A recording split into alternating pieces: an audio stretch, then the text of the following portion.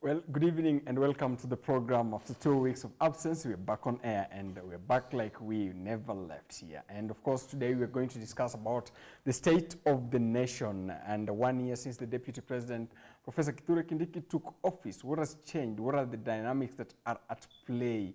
And of course, joining me to discuss this issue is Mr. Frederick Osiro, who is the Secretary General, Kabila La Vijana. Thank you so much for joining us today. Thank you so much, Emmanuel. How are you? I'm good. It's been a long time, no seen. Where have you been? Well, yeah, just here and there. Tunajaribu kuongea na vijana pia. Yeah, just to engage and understand what the young people are actually up to, including myself. What are the young people up to? I mean, when you look at the current political discourse, today the Jubilee Party, headed by its party leader, the former president, His Excellency Uhuru Kenyatta, was, appealing to the youth to take up the mantle themselves. Are you ready to take up the mantle yourself?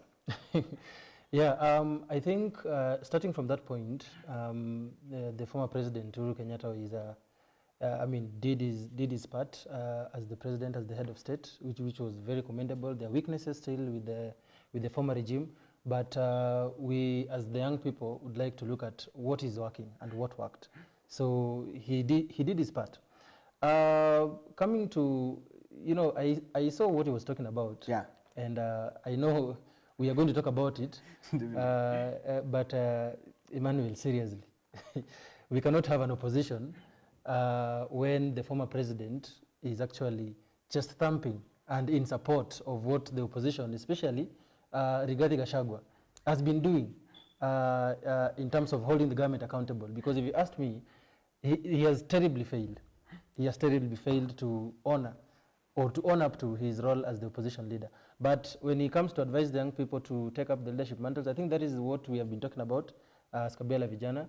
And I resonate with this message. The young people indeed need to take up the responsibility. We cannot keep talking about new leadership, questioning the government and trying to demonstrate every now and then, but we are out of that equation. The only way to hold the government accountable and to bring that change is to also be involved, be active in what needs to be done, actually at the center of actions, which include being politically active. Yes. And just on to that, because there's a lot of things that have been happening, especially, and I want us to deal with the happenings that were taking place at the Jubilee today, especially in Murang'a.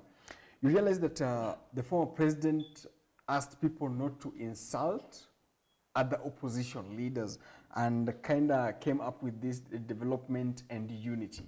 Do you think that's a good thing? The first question that we should be asking is the opposition practicing politics of principle when they're holding the government accountable? Someone mentioned that it is very easy to be in opposition, and I agree with that kind of an opinion, because the opposition's role is simply to hold the government accountable. But if they fail to be principled while doing so and being honest to themselves, then these are the problems that we have. An opposition, for example, that's led by Rigathi Gachagua, that is rallying a tribe behind him, that is using tribal arithmetics to try and leverage his arguments anytime he's actually speaking against the government. So when he says that people should not insult Honorable Rigathi Gachagua, you should first start by asking, how is Rigathi Gachagua speaking? What is the language of Rigathi Gachagua? How is he speaking when he is addressing the issue that needs to be addressed? He is using tribal arithmetics, and he is calling Kasongo. You cannot just keep talking about one term, but you're not bringing the solutions. I think what stands out in what in the kind of politics that we're going to miss in this country for a very long time, the politics that the Right Honorable, the late Raila Amolo Odinga was doing was not just demonstration. It was targeted. It was strategic. It was policy driven. You would see Raila Odinga and the opposition that was then going to courts to try and stop the laws, bills that have been signed. But what do we have now? Rigathi Gachagua, one term, Kasongo, and then inciting a community and believing that that is the kind of politics that they're supposed to be done. So garbage in, garbage out. You cannot ask us to, or you cannot ask the citizens, or in that case Jubilee members, as he was speaking, not to insult the former deputy president, while he himself, his language is very insulting. But it's not only Rigathi Gachagua saying one term, even Kalonzo Musyoka saying one term. Even the young people, even the young people that I do represent, actually, Emmanuel, are saying one term. But then there's a difference. The young people are not relying on tribe. They are not rallying their tribes behind them as they're pushing that agenda, you know. But what I'd like to speak out to the young people, and you see, most people confuse, holding the government accountable for being radical. When we are actually opposing the government, we need to be very, very specific. What is it that we are against? Are we against, for example, the funding model? And what is the solution for that? Do we petition? Do we write up these petitions and we take them to Parliament, to National Assembly, to institutions that can be questioned? Or are we going to resort to the Rigathi Gachagua kind of politics of, rallying a community and looking for numbers and moving on to other communities, but they are not telling us what is the solution for this kind of problems that they're actually talking about. And as a young person, I'd actually ask the young people out there to embrace a new kind of politics, a new kind of opposition, where we don't only make noise out there in the streets, but we face these institutions that we feel can listen to the issues that we have. Because the president is just a symbol of government, but there are so many institutions down here that are responsible, that can be asked, that can be petitioned, including the National Assembly itself, or the Senate. So how united should the united opposition be? And do you think it is united even now? Well, that one we can wait to see how far it goes. But when it comes to unveiling their flag bearer, that is when you will see the real deal. This is not a coalition, a coalition that is driven by the agendas or issues of the young people.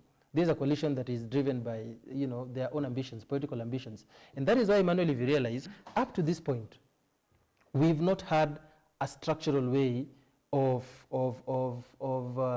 holding the government accountable by the opposition. All you see is, I will go to Ukambani, the Ukambani people will support me. I will go to Mlima, the Mlima people will support me. So it's just about mobilization. But they have not yet begun addressing the issues that are affecting the young people, or that are affecting the country. And that is why most of the people, including myself, do not resonate with the kind of politics that the opposition is actually putting out there. Because we are not seeing the issues. It's not issue-based. It is actually personality-based. It's actually patronage. It's party and tribes and affiliations. And up to this point, they are yet to convince us what they stand for. And that is the only point I agree with the president, that you cannot be asking the government, to be one term, ama watoke, but you're not telling us your solution after one term. So what is the alternative? The alternative is issue-based politics. That is the alternative. Can we have an opposition? And that is what the young people are actually waiting for. I had an engagement with six youth representatives just the other day, and we were actually asking how. And politics is about interest. So I had a group that was, they were asking, are we going to be affiliated? It was a discussion about affiliations as Kabila la Vijana. Where do we? What is the direction that we should be taking? But then, what stood out in that kind of engagement was, if we look at the opposition, what are the issues that they're actually championing for? If you look at the government, what is the government trying to defend? And it is very, very sad that we realized that the opposition as it is today and the issue that they're actually talking about, we cannot resonate with it. we cannot resonate with what the opposition is actually fighting for, because it is not issue-based at all. And that is the most unfortunate situation we find ourselves today. So what are these issues? What are these issues that you... Youth unemployment, Emmanuel. Currently, the youth are, you know, if you look at the statistics, the youth are over 70% of the population today. But the unemployment rate is above, again, competing with the, you know, with the same percentage of the youth. 40%, 50% of youth in this country are unemployed. So if you're looking for issues that you should be addressing on behalf of the young people, it's not rocket science. Youths are actually desperate for employment. Two is poverty. This goes without saying. When people demonstrated, for example, last year, the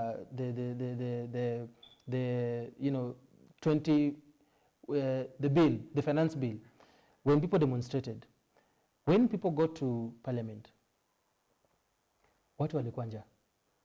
Watu wakaenda jikoni, wakaenda kukula kwanza. It tells you that people are really hungry. There's the poverty levels in this country are at unimaginable levels, you know. But then these are things that most people, the political class, would not really relate to. And unfortunately, the people that we would trust or put our hopes to defend us are not relating to this kind of issues. So can we talk about poverty? Can we talk about unemployment? Right now, the young people are actually struggling in the universities there. If you see the lecturer strike had just been called off the other day, they have lost time. The funding model of the university is actually a problem. This is where the most young people are in today. They are still in schools. When they graduate, they will not find these jobs. But even finishing that university education itself is a problem. So issues of education can be addressed. If you address issues of education, then you're beginning to address the issues of the young people. So among so many other issues that we have, it depends with how you look at it. What is the problem, and as it is now, what is the most begging issue that we have in this country? So I feel that the opposition is still not doing its work as it's supposed to be. Okay, and I want us to take this conversation forward. It has been 1 year since the deputy president took over from the former deputy president, Yes. and that is Professor Kithure Kindiki. Yes. And do you think that, is there anything that has changed, especially for the better? Professor Kindiki is unfortunately just like his former colleague, because other than successfully conducting the burial of the former Prime Minister, Raila Odinga, which he did to his best, I don't think anybody has ever seen anything that he has done in this country. He is supposed to be fulfilling his mandate as provided for by the Constitution. But up to this point, we don't even know his mandate, because the president and his former deputy president, you know, they were in a campaign spree. Right now, the deputy president, Kithure Kindiki, is also in a campaign spree, you know, doing all these mentorship and going across the country. That is just campaigns. It's just mobilizing, But they are empowering people, eh? Yeah, but it is campaigns. You know, there is a structure. A government cannot dish out, you know, motorbikes. That is not what government is actually elected to do. The government is supposed to be implementing the agendas, which must start from a policy level. Then it goes to institutions that have been entrusted with giving these services, strengthening the institutions that are actually there in the Constitution, not weakening them, like the judiciary, policing, you know, policies in the right way, but not dishing out piki-pikis and borders, you know, somewhere in a rally in a market. You know, you'd confuse them with philanthropies. So that is what the former deputy president was doing, and it is what the current deputy president is doing. So there's not much change. There's not much change. And what should be done moving forward now? Because you're saying that there's nothing good that you're seeing. What is it that you should do good so that moving forward, so that at least you can appreciate his presence? I'm not saying there's nothing good that has not been done. Let's be honest here. The government has done.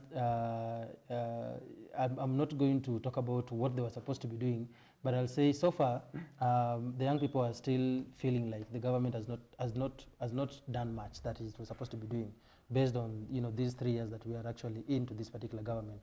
The president told us to give him time because he was trying to sort out the loan issues, as he said, from the former regime, and now, you know, 2-3 years into his government, we are still struggling with issues, you know, with the poverty, unemployment.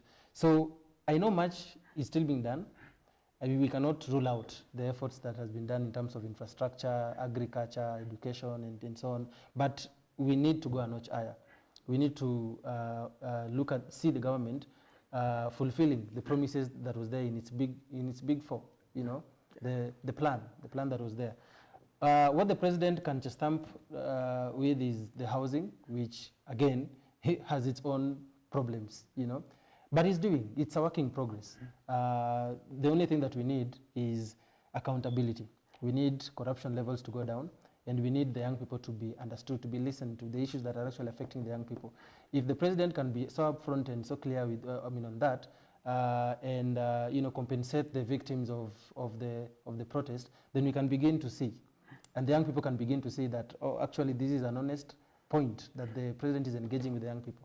But so much still needs to be done. We cannot say that the government is not doing anything. No, but it's still in a process that still needs to be improved. Yeah, well, that's good. And this week and last week and the week before, there have been a lot of troopings, especially at Kang'oka Jaramogi, and that one has something to do with the former Prime Minister, now the late former Prime Minister Raila Odinga. People are paying homage to his grave, you know. Do you think that his exit will have a significant impact in the current political equation? We have always said this, that the departure of Raila Amolo Odinga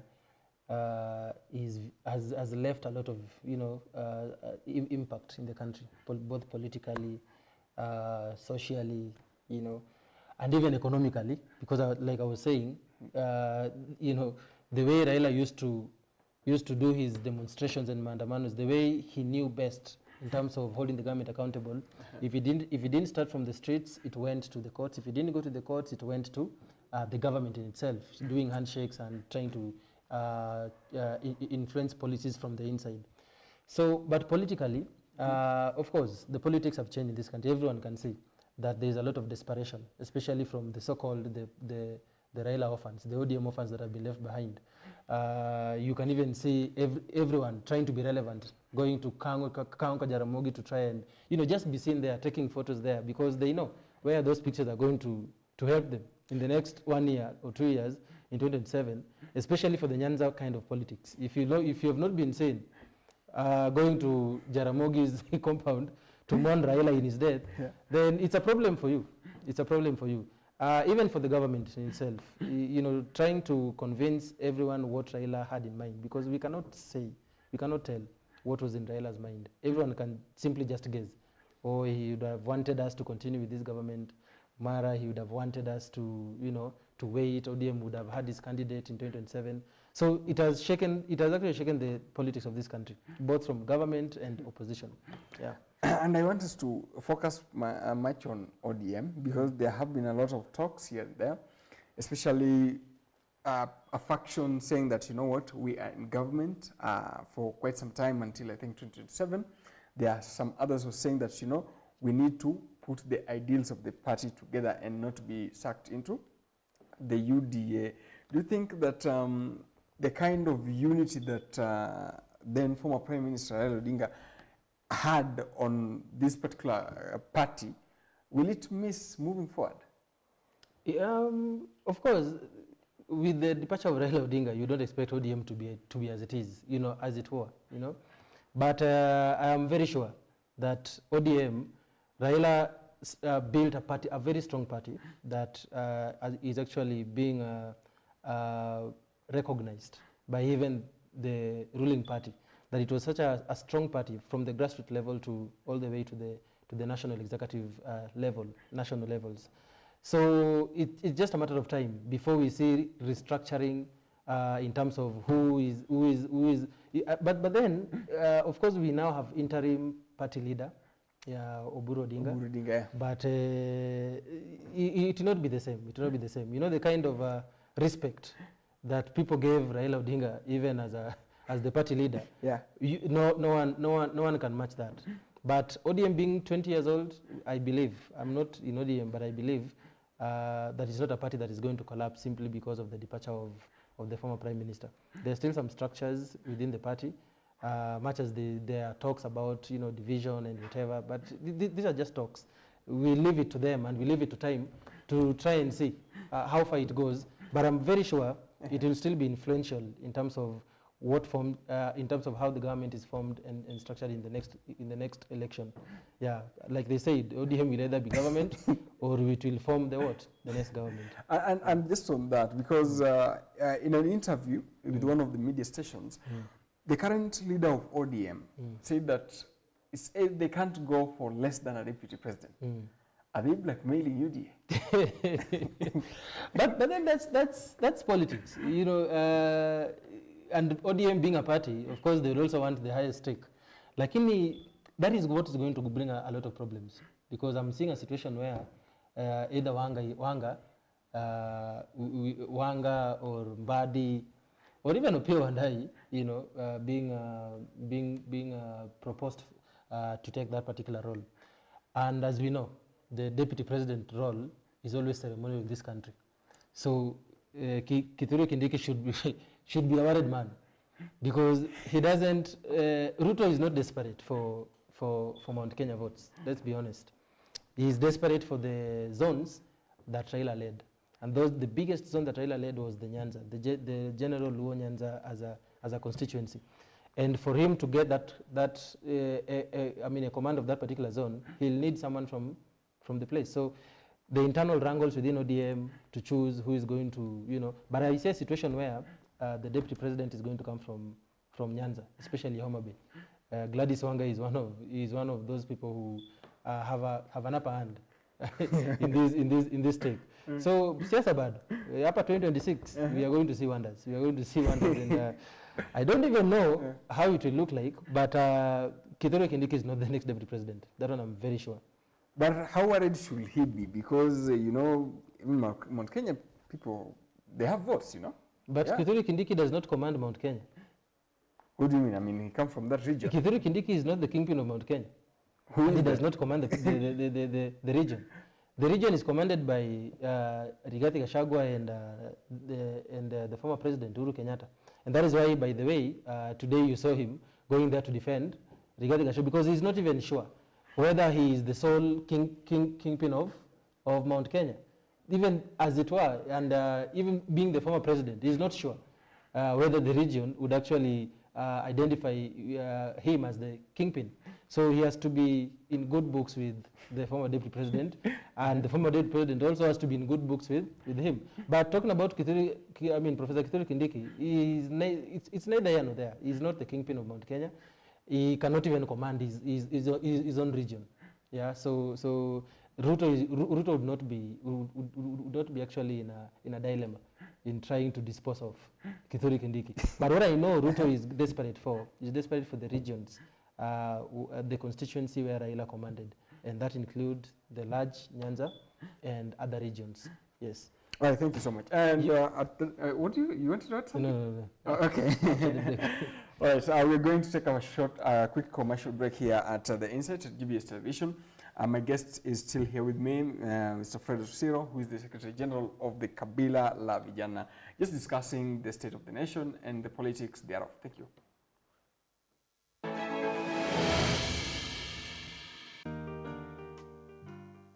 Hello kids, and welcome to Kids Mind, where we learn, we laugh, and we explore. Once upon a time, there lived this beautiful, kind, and humble lady named Esther. She lived with Mordecai for a very long time until she grew as big as me.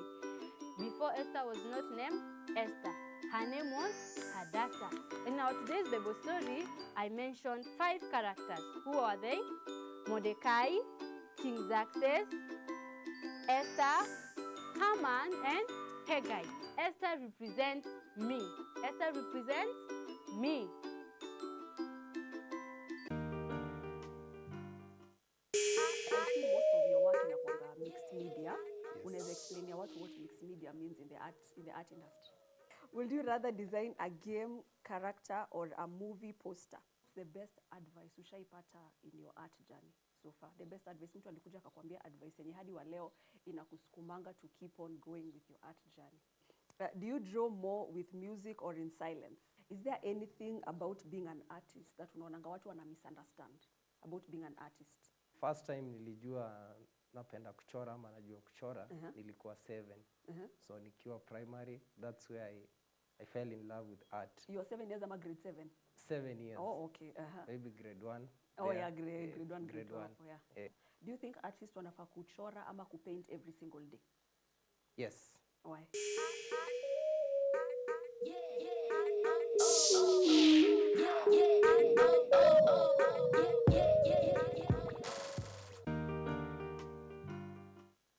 We're going to be discussing dream chasing versus stability. Dream chasing versus stability. Okay, dream chasing nayo ni ngumu. Juu unaweza kuwa una chase impossible dreams. Okay. But yet unaweza kuwa una chase possible dreams. So wewe tu ngangana na dream yako, one day one time continue utafika hapo. Ukifika certain stage in life, make decisions peke yako, ndio ukiregret usikuwa na mtu wa kublame. Yeah. Just go for it. Ndio kikikuuma ni wewe imeuma. Kuramba. Na iki work out pia all the best, because si kila time utafail na si kila time utasucceed, but Yeah. hauwezi jua kama hujajaribu. Mimi nitakuja hapa nikudanganye, oh soft life, soft life. Wewe hujui hiyo soft life inatoka wapi? You guys just want to fly badala you take the stairs step by step. Obviously mtu ako pale juu alianzia somewhere. You can't tell me ati kama kuna alternative utafanya, si basi wewe fanya if that's what you want. Would you rather earn less doing what you love ama earn more doing what you hate? Mi hata sita kudanganya si ati napenda kukufia nchi yangu. It's just because of the money that is there. Si ati anapenda kukua KDF, but it's because of the money that is there. Okay, men are not smart like women. Yeah. I'm Yeah, going to true. say that That's for a true. fact. Wongo. Right now, True. if me and Rachel say tupe 1 million, tupe Mtashangaa mwaka sana. moja, hiyo million itakuwa hata maybe 10. But if a man unashikangwa tu na kiburi Kuna swali. sasa ndio I want unavaa Swali hapo.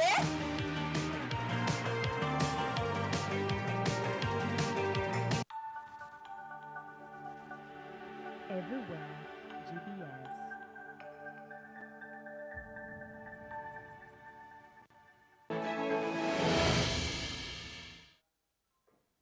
Well, welcome back to The Insight, and this is Emmanuel Ouma, of course, and I'm still here in studio with Frederick Osiro, who is the Secretary General of Kabila La Vijana. We're discussing about the politics of the day and, of course, how Kenya is faring on.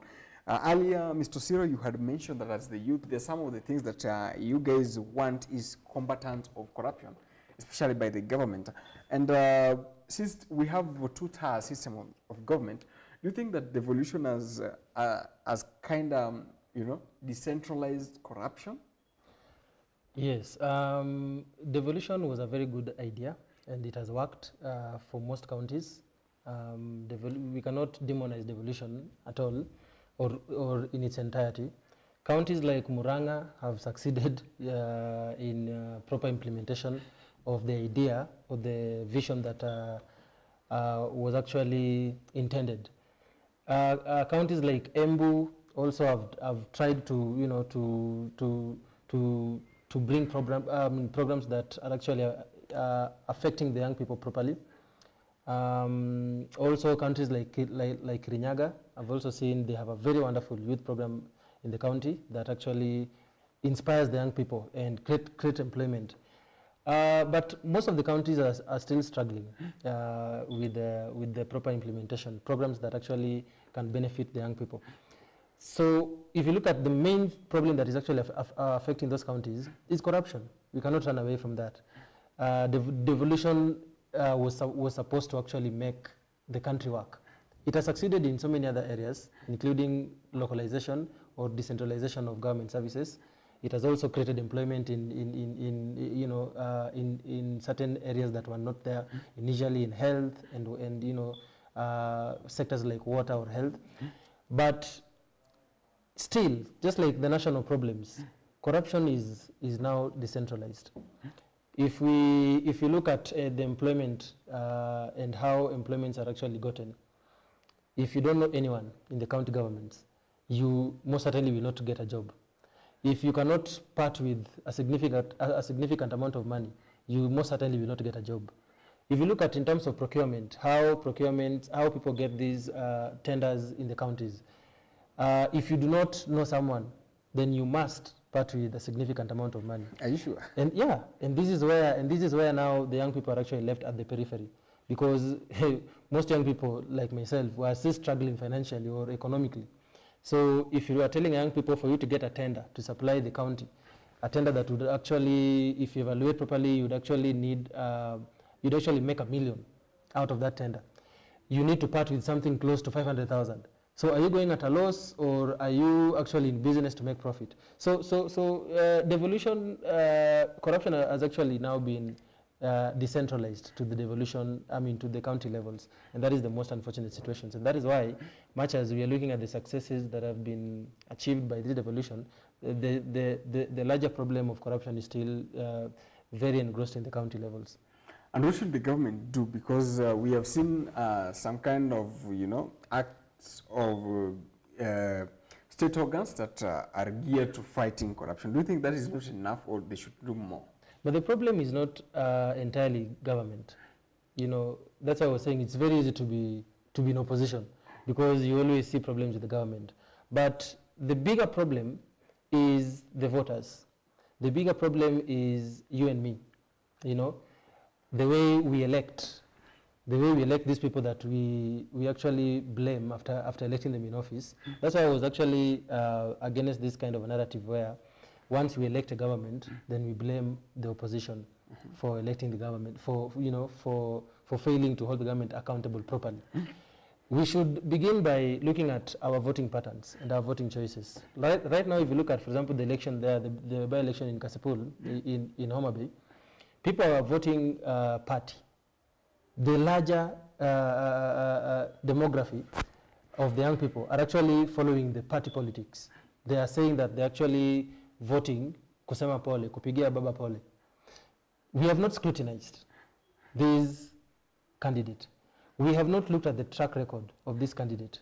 We have not even been worried about his personalities. We have not looked beyond politics and see where was he, what was he doing, how did he get to where he was, other than being a son of a former MP. What is his scorecard that we're actually looking at before voting him in? And this is the problem that now goes to the county levels. If you look at, for example, my county, Homa Bay County, Gladys Wanga was voted because he was in because she was in ODM, and she was a diehard, a loyalist to Baba.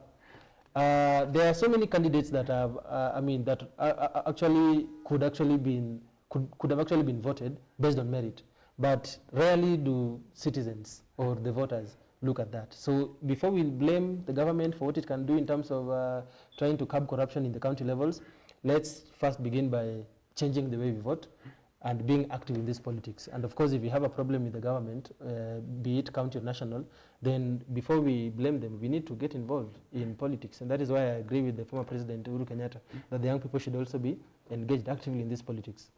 So you're saying that the voters, especially citizens who vote, are kind of throwing meritocracy out of the window in terms of choosing leaders? You could put it that way. But at the end of the day, we cannot keep blaming people in government and those in government before we reflect on ourselves. And as a representative of the youth, with these engagements I normally have, and those engagements, I think one of the most important things we normally try and engage on is politics that is very, very intentional. That before we hold the systems accountable, we need to hold ourselves accountable. We need to hold ourselves accountable by how we vote, first of all, because it's a democratic exercise that everyone needs to participate in. First of all, we need to take the votes. We need to register to vote. Then we need to scrutinize every candidate that comes, to campaign, and look at their track record, look at their scorecard before we put them in office. Otherwise, we are still going to blame governments and other people but ourselves. Yeah. And also, since you're speaking about voting, there was some voting that took place in our neighbor country, Tanzania. And when you look at the reports that were put down by observer missions, they didn't give a clean bill of health to that election process. What's happening in Tanzania? It's an African problem. It's an African problem. It's a problem that most people have been, every person that has been given the role of opposition has been grappling with, you know, from the Right Honorable Raila Amolo Odinga in Kenya, you know, trying to fight, you know, the system, which is rigged in the first place. Tundu Lissu has also been fighting the same.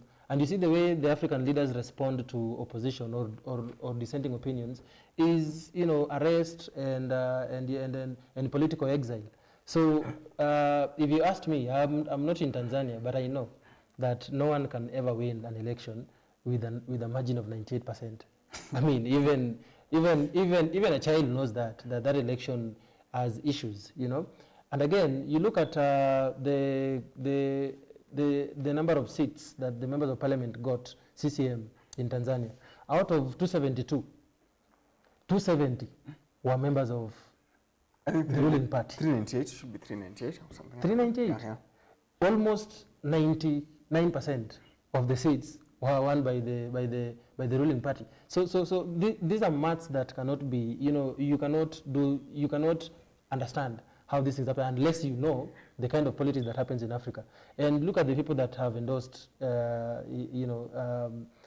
Hawin, the people who have their integrity also questioned. How do they conduct the elections in their country? Museveni, you know, you look at our own country, how we still have electoral challenges. We always try to renew and change our electoral body every election year. So I think that election was just a sham, if you asked me. And the young generation especially, and it started in Kenya, it has gone global, and even on the 29th, that is the election day, we had a lot of information that the young generation are kind of rising up and challenging the system. Do you think that vigor of the young generation, do you think they are being misled or they are leading into the right path? Well, any kind of a revolution, be it led by the young people or led by the older generation, it must always depend on issues. It must always depend on grievances that are very legitimate. So before we look at whether they're being influenced, you look at the issues that we had in this country. What took the young generation to the street? First of all, there were valid reasons. You know, a bill that was very draconian. You know, that is what took the young people to the streets. But unfortunately, there is always a group. There are always people who will hijack these processes for their own political benefits or gains. And unfortunately, for our situation, we also had people who had other interests. You've seen people saying that. You've seen the government blaming Ford Foundation before. You've also seen some people also mentioning other activists that are on a payroll. You've also seen the opposition being blamed, you know, that they had a hand in it. We cannot prove that, but it only speaks of how democratic processes are done in Africa, and to be specific in our country, that there is always a drive to, you know, to change things. But because of politics, these processes are normally hijacked. And that is why we are where we are today. And also, if you look at Tanzania, for example, the way the young people came out in protest, you've seen the president, Samia Suluhu, claiming that it was led by people from other countries, because our leaders are oblivious of the situation in their countries. And that is the most unfortunate thing, that you would see people demonstrating, but you have other people to blame for it. That doesn't rule out the fact that anytime we have a demonstration, young people should have, you know, a reason. It should depend on something. You can't just go to demonstrate because you want to go and demonstrate. Even when I was in the university, we used to demonstrate, but we didn't start that demonstration simply because we wanted to demonstrate. It was either because HELB had delayed, or the university wanted to increase the fee. You know, it had to start from somewhere. So before the young people go out there to demonstrate, and this is my advice, they should always interrogate. Why are you as a young person out there demonstrating? Have you understood the dynamics? Do you know the risks involved? Do you know why you are actually out there voicing your opinions to the government? Yeah. And when you look at that, especially the response that the now president of Tanzania, Dr. Samia Suluhu Hassan, gave say that, you know, the people who demonstrated were from outside Tanzania, blaming people, and say that probably Tanzanians didn't do it.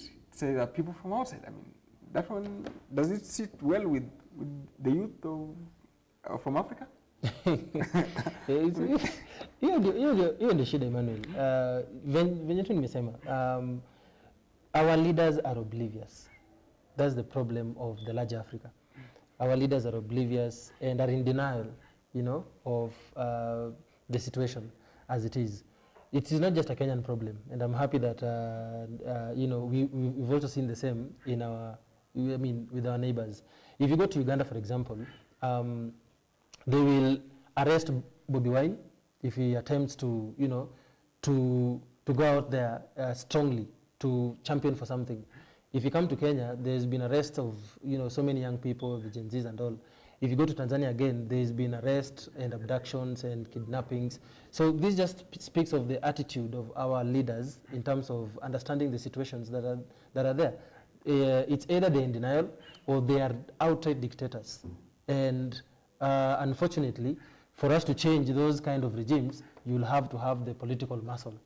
And the leaders of East Africa, for example, are, you know, they're having the monopoly of the political machineries to control the same. So does it mean that there is no hope? No, there is always hope. We will have new leaders, we'll have a revolution, we'll have new leaders of revolution who will always come and, you know, and fight for these changes that we so much need in Africa. Yes. Oh, thank you so much. Of course, we are taking a quick break here at the Insight at GBS Television once again.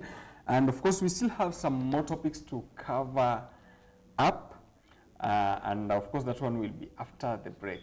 Until then, stay tuned.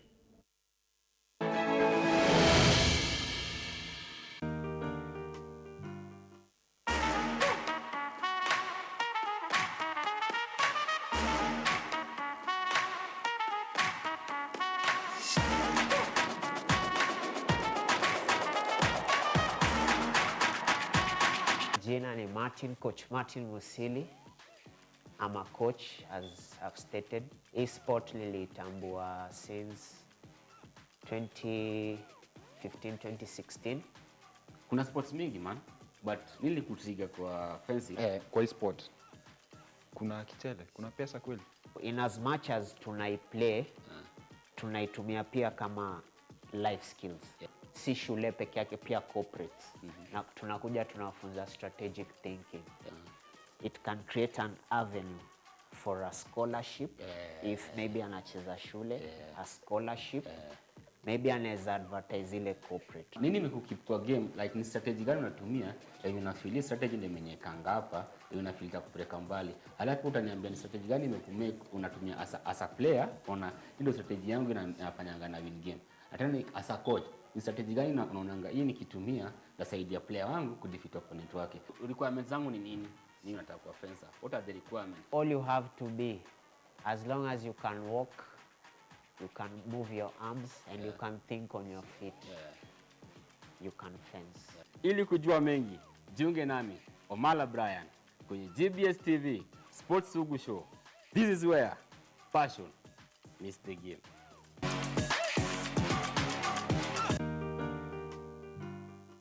Happy Friday, beautiful people. Welcome to the Blast Show. I will host the most. Irene Viguna. Leo nakwambia hapa live on the Blast inakuaga ni show ya kukubamba. Tunakuletea what has been going on the week na zile mambo zinaendelea na tunakupea vibe ya kuingia weekend.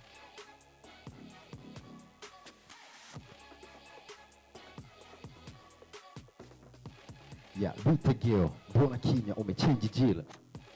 Washa fan hata kama wote na wachoma ila. Remember me kwenye rap bands ni paka kufa. With the best man, wakichonga wachonge na ziba nyufa.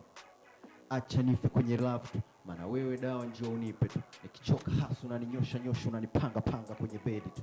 Mapenzi yetu kayalinde hata kama wote watachonga tu. I'm an actor, nakuwa director pia. Director wa acting ama so acting na music unazimaj aje pamoja na umeact which type of ni movies ama drama ama series Na ulijua aje like, oh, unaweza act, unaweza rap? Nimeact ni short movie, ni love short movie ambao nimeandika mimi, nikadirect mimi hasa nikacheza pia.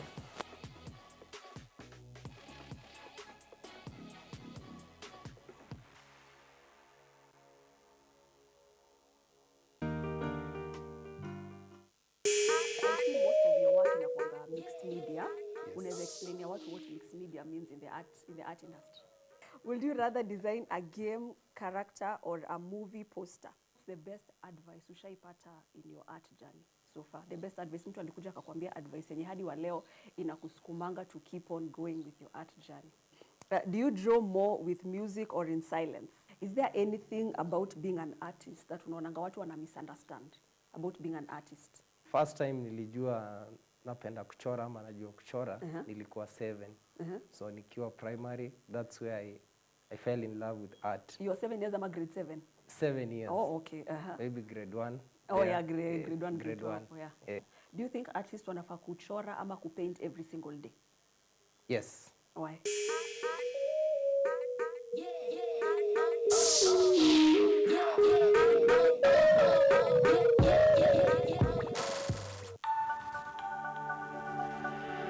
Everywhere, GBS.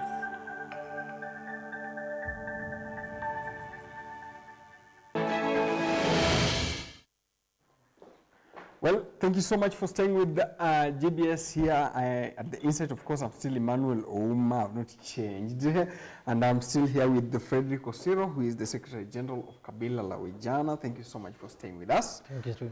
And before we went for a break, we were talking about the youth, especially in the continental view. And one thing that came out is that now the president of Tanzania said that the activities that took place during the election and thereafter were un-Tanzanians. You see? Simply means that there's a moral decay that he was kind of putting out, especially these individuals who were out of Tanzania or came out from Tanzania. Do you think that, is it true that there is moral decay, especially in the young generation? This is not any different from what the former, from what the president said last year.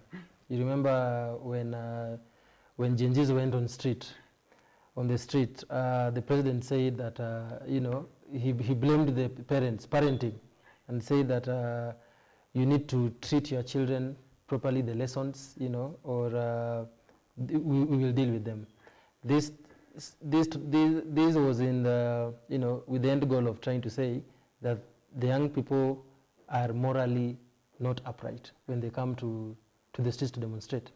So it only speaks volume of, like I mentioned, how the African leaders are so much in the dark in terms of the situations that they are facing. The young people of this country are still facing the same challenges that the young people in Tanzania are facing. We can never draw a map and say that this is the situation in Kenya, where that's the situation there. Likewise, the leadership that we have in Kenya is not any different from the leadership we have in Tanzania. The only difference is the cabinet that is, you know, is different, and probably the gender. Pale you have Samia Suluhu, hapa tuko na William Ruto. But the mentality of the African leaders, it is still the same, Emmanuel. If you go to Tanzania and you demonstrate, you'll still be arrested the same way you'll be arrested in Kenya if you demonstrate or if you try to voice your opinion against the establishment. If you go to Uganda still, you'll still be arrested. So now if someone comes to Kenya, for example, the way Besigye came to Kenya, he was abducted na akapotea. When Boniface Mwangi went to Tanzania, you saw the way the Tanzania government was very uncomfortable with that kind of situation. A Kenyan was killed because of these demonstrations in Tanzania.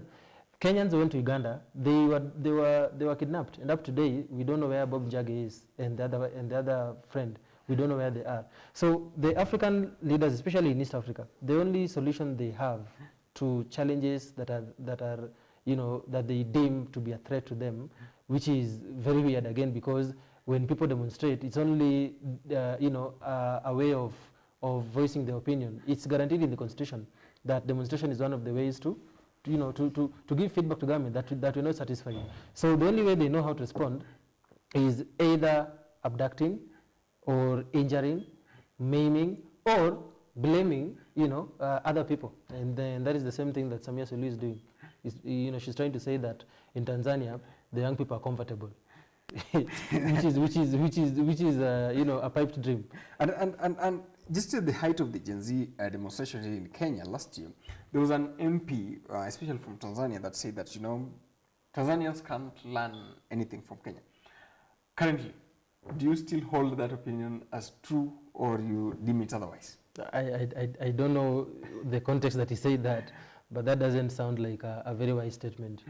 Again, our foreign affairs departments have also failed us, because if you have a Kenyan, for example, being killed in a foreign country, and up to now we haven't seen justice being served, it only again speaks about the kind of complexity that we have with our leaders, and that's why a leader like that in Tanzania can say such a thing about this country, and he goes scot-free with it. The kind of the way that the government thinks or views of about its citizens can also talk about what the government believes in. So if the Tanzanian government and its leaders can say that Kenyans are wamekosa adabu, or they have no morals, then it only speaks about their relationships again and how they view each other. So I think that tussle and that kind of diplomatic failure, we can only leave it to the Minister of Foreign Affairs to handle it, much as they have failed to handle it properly. And I think they'll do a good job. And when you look at the current leadership, especially in Kenya, do you believe, or are you of the view that they have taken into consideration what you, the youthful generation, are asking for? I don't know which angle to answer that, because there are so many things that the young people are asking for, so many things, and we are yet to see. We are yet to see what or how the government will address those issues. If you ask me about unemployment, then I've always said this, that the government is still not doing enough. But it's a process, so probably give them time and see. The youth are also becoming impatient, because you cannot keep asking for the same things every now and then, but then you are rather being told, that it is work in progress, or that when you go to ask for those particular things on the street, then you are abducted or arrested. So that is left for us to see how far it goes. Okay. And currently there's continuous voter registration, and the youthful generation are not taking it seriously. It is a propaganda. No, the numbers don't show. That's a propaganda. In Dagoretti, where I come from, I've seen the young people going to take this registration, going to register for the election that are actually going to come in 2027. But I don't know about any other constituency. But from where I am and from where I see it, I've seen young people actively taking this process very serious. And as an organization, we've also been very active at the forefront, trying to mobilize young people to take these votes, including myself. So if you're saying that the young people are not taking, I think this is a narrative that has been passed across, and probably you need to check your sources where you're getting that information. No. Currently there are 90,000 people, especially new registrations. This is a mass voter registration, so 90,000 is quite a small number, especially considered to the number of people that are in the country, especially the youth. Yeah, but we are still in 2025, and if you want to know probably why most of these young people have not yet gotten to that point, which I believe they will get there, is they are elsewhere. The young people are elsewhere. If you get online, you will find them there, and unfortunately, for some, they believe that the only way that they can actually bring these changes is typing and commenting and insulting, leaders in the beginning because of their frustrations. But also, we cannot also dismiss the fact that IBC is very aware of this, and that's why you've seen most of these campaigns now are online. If you go to TikTok, you'll find, IBC trying to rally and mobilize young people to go and take this vote. So it's still very early to say that they are not registering to vote. The only thing that we need to be talking about is what more can be done to get more numbers and to increase that number that you're actually talking about, and that is active mobilization. every organization, every politician, every movement needs to rise to this reality and mobilize young people in whichever capacity that they can, including myself. I've said, and I've always said, that as Kabila La Vijana, we are very, very much active in terms of mobilizing the young people to participate in political processes, including registering to be voters. Yes. And do you think that, because one of the things that I think that should be done is the voter awareness, especially by the Independent Electoral and Boundaries Commission, and do you believe that one has been done satisfactorily? They are still not doing much, but they are doing. They are not doing to the levels that we'd expect them to be doing, but there is something happening. You know, I would not want to say that IBC is not doing anything. They are doing, and I'm telling you because, like I mentioned the other time I was here, that I am one person who uses social media a lot. So anytime I get online, be it TikTok, Instagram, whatever, I've seen efforts both by IBC and independent citizens trying to mobilize the young people to take these votes. The only challenge that we would find there is, and we cannot blame the young people, is that for those who don't feel that, you know, voting can actually change anything, it's because of how they've seen governments, you know, doing things. If you look at, for example, the high school students, the Form 4s who are just finishing, you would not see any one of them having conversations, or no, you would not hear anyone of them having conversations that when I finish, my first plan is to register as a voter, for those ones who are actually going above 18. It's because they have seen the problems that we had last year. They have lived and they've seen their parents complaining. They have seen their friends complaining that governments are not living up to their promises. So we cannot really blame them much, but we can only advise them, we can only talk to them that yes, there exists a problem with governments, and it's in all governments that we have. But the only way to change that situation is if you go and register and take your vote and make your vote count at the end of the day. So much still needs to be done, and we need to change our tactics, including trying to, you know, meet the young people where they are, which is online. Yes. Okay, and as we take this conversation further, the young generation has kind of been agitating for quite some time, and someone would argue that since you are not coming out in large numbers to probably take these voter registration cards, it seems that probably you might have lose other faith in the electoral process. Precisely what I've said, that the young people, some young people, may have lost, you know, faith with how governments are run, and also how elections are conducted in this country. I've said that they are looking at their parents. Mm-hmm. They are hearing what their parents are saying, what their elder siblings are saying. They are also alive. For those people who are going to vote in 2027, even if they've just clocked 18, you know, last year they were probably 16, and the other election they were 14. So they have also seen this challenge that we have in this country in terms of the electoral justice that we have. So some may be inspired, you know, to go and vote, to go and, you know, finally have their opinions count. But others, the vast majority, may have lost hope, you know, that even if you go and vote, there is someone who is going to sit somewhere and decide whether your vote goes to this candidate or this candidate. So it's a challenge that the government and IBC will still have to face, but that's the reality. Yeah, unless things change in the future. By the way, so what should probably the government or the IBC do to make sure that this trust is gained? Strengthen institutions. Strengthen institutions, have integrity, and let's see actions being taken when electoral injustice issues come out, you know, because this is largely a perception, and perceptions are formed over time. Perceptions are formed over time based on what has happened in the past.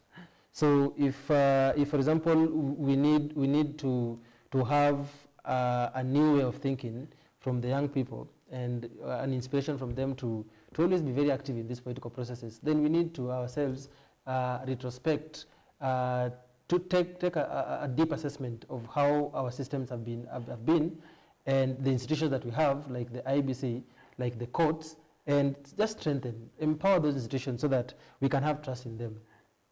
And You know, trust is very important, and especially in the government. And when you look at the kind of communication being given out from the government, do you believe it or do you trust it? It's a very it's a very general question. Like I've said, there are different things that are coming from the government, different information, and the government is a very broad term. You know, we have the president, we have the legislature. So I've said we have the executive, we have the legislature, we have the judiciary. So if we are looking at individual arms of government and how they're doing their responsibilities, then there's still so much that we can say about, for example, the judiciary. You know, do we trust the legal processes? Is there justice in this country? If you look at the executive, do we trust that they are fulfilling their mandate as they had promised? If you look at, for example, the National Assembly, do we trust that they can be, can we trust how they are conducting their businesses? Are they there to represent us, or are they there to represent a particular few individuals in the executive? So if you ask me, for example, I lost trust with the legislature, if you asked me. But the judiciary, yeah, well, that's a work in progress. It has its challenges. It could be financial, it could be you know, institutional, it could be coming from the executive, but it's still a work in progress for them.